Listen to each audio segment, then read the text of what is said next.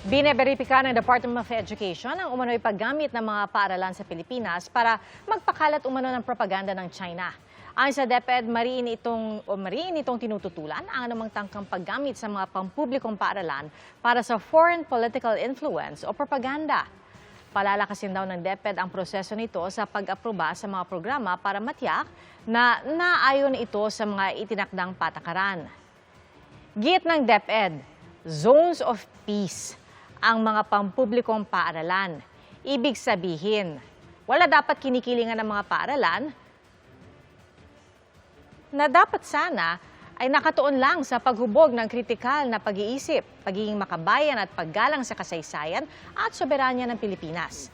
Ayon sa isang maritime security expert, hiniling ng Philippine-Chinese Education Research Center sa DepEd na sumali ang mga public schools sa essay contest kaugnay ng World War II anniversary na tila kumikiling sa China. Sinisika pa rin namin makuha ang pahayag ng Chinese Embassy kaugnay nito, gayon din ang reaksyon ng Department of National Defense at ng Malacanang.